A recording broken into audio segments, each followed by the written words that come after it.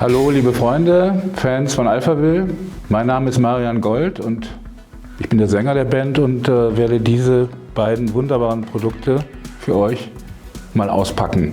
Hallo Freunde, liebe Fans von Alphaville, mein Name ist Bernhard Lloyd. Ich sitze hier im neuen Warner Office in Berlin und ich bin hier mit den remasterten Alben von Alphaville aus den 90er Jahren, Prostitute und Salvation. Ich sehe die Produkte zum ersten Mal und packe die jetzt mal aus. Das Besondere an dieser Veröffentlichung ist, dass diese beiden Werke jetzt zum ersten Mal als Vinyl vorliegen, was auch für mich also eine sehr große Freude bedeutet.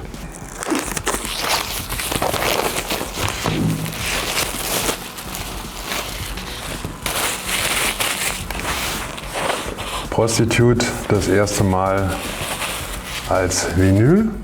Ich kann mich noch erinnern, dass wir lange überlegt haben, wie wir das machen und dann einen sehr tollen Künstler namens Harland Miller, der mittlerweile auch eine große Karriere gemacht hat als Maler, der dieses Bild entworfen und gemalt hat und es hatte ungefähr die Größe, ich weiß nicht, also von diesem Fenster. Von diesen 2 Fenstern etwa. Also es war gigantisch. Und wir hatten ihm freie Hand gelassen. Er hat sich dann dafür entschieden, diesen Pudel da reinzusetzen. Ehrlich gesagt war ich damals von dem Cover von Prostitute damals eher enttäuscht. Obwohl diese Bilder von dem Harland Miller natürlich ganz großartig waren, aber die Umsetzung ist letztendlich irgendwie nicht richtig gelungen und das ist jetzt tatsächlich echt auf den Punkt. Gefühlt kann ich mir in etwa vorstellen, was er damit ausdrücken wollte im Zusammenhang mit diesem sehr, sehr problematischen Begriff Prostitute. Ja, wie kann man als Band ein Album herausgeben und es Prostitute nennen? Es gibt halt so gewisse Parallelen zwischen Prostituierten und Künstlern. Das war jedenfalls der Grundgedanke. Also einmal zum Beispiel die Vorliebe für geschmacklose Kleidung und dann eben die Tatsache, dass sowohl Künstler wie auch Prostituierte Dinge verkaufen, die man eigentlich mit Geld nicht so richtig bezahlen kann, aber man tut es trotzdem. Das Album selbst besteht aus einem Querschnitt von Musik, der so derartig vielfältig ist, dass ich dieses Album tatsächlich als Alphaville Sgt. Pepper Album bezeichnen würde. Also es gibt sehr viele unterschiedliche Songs, also die natürlich alle zusammen ein Bild ergeben, aber es ist ein sehr, sehr vielfältiges Bild voller Perspektiven. Da Prostitute als CD tatsächlich konzipiert war, in den 90er Jahren war das Vinyl im Prinzip tot und es war von vornherein klar, dass das Album nur als CD rauskommen würde.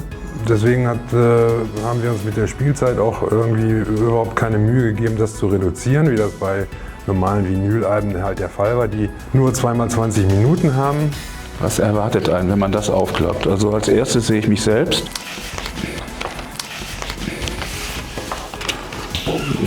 Dann kommt Bernd direkt hinterher. Und was passiert jetzt? Moment. Da sind wir alle 3 von hinten und in der Mitte der Ecolette. Ja, schöne Erinnerungen werden da wach. Das Album Prostitute hatte 70 Minuten Spielzeit und deswegen haben wir jetzt eine Doppel-Vinyl mit schwerem, schwarzen Vinyl. Wunderbar. Schwarz wie ein dunkler Kinosaal. Und genau das passiert, wenn ihr diese Platte auflegen werdet. Ihr werdet in einem Kinosaal sitzen und es wird ein fantastischer Film ablaufen, glaubt mir.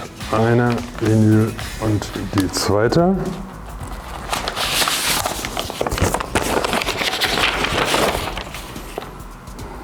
Total klasse. Und dann gibt es hier ein Booklet, was es damals in der Form logischerweise auch nicht gegeben hat. Schön groß. Und endlich kann man auch die Texte lesen. Ein Booklet mit einer Menge Fotos, die teilweise in dem Artwork schon drin waren, teilweise neu dazugekommen sind. Da sind alle Texte drauf. Das Problem damals bei dem Album war auch, dass bei der CD-Veröffentlichung 1994 der Text sehr schlecht zu lesen war auf dem Cover. Der war handschriftlich und ja, ich habe eine ganz gruselige Klaue. Also ich kann verstehen, wenn man da Probleme hatte. Was damals bei der CD-Albumcover-Geschichte irgendwie schiefgegangen ist, dass man eigentlich die wirklich hervorragenden Texte von Marian überhaupt gar nicht lesen konnte oder nur ganz schwer lesen konnte.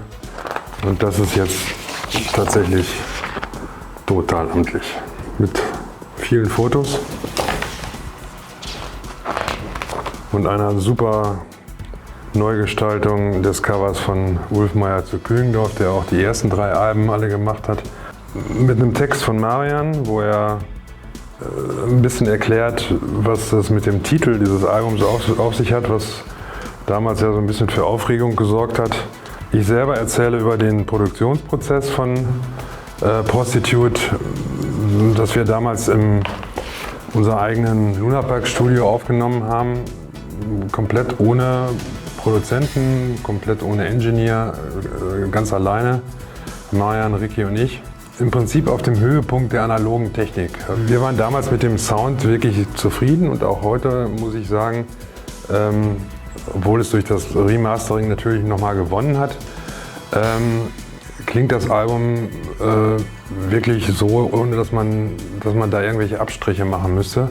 Dazu gibt es natürlich die CD, die eine Menge zusätzliches Material noch bietet, was praktisch den künstlerischen Rahmen dieses Albums und die Zielrichtung dieses Albums irgendwie nochmal sehr, sehr schön ergänzt. Zu der CD von Prostitute,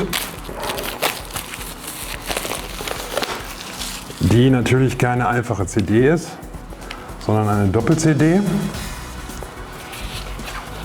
Also nicht nur 74 Minuten Spielzeit hat, sondern die doppelte Spielzeit.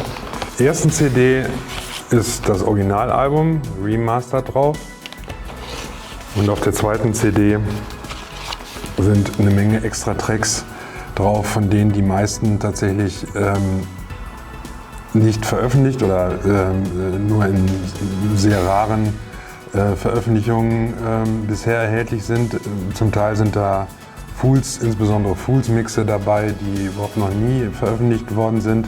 Das sind nochmal 17 Songs auf der zweiten CD, die für die allermeisten vermutlich unbekannt sind. Und dann wiederum ein Booklet,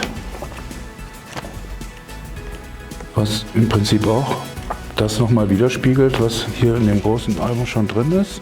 Und dann die CDs mit den zusätzlichen Songs. Ja, das wirkt einfach alles total toll, klasse, hochwertig, wunderbar. Also ich würde sagen, das ist ein tolles Package. Jetzt machen wir einen kleinen Zeitsprung und gehen nach 1997.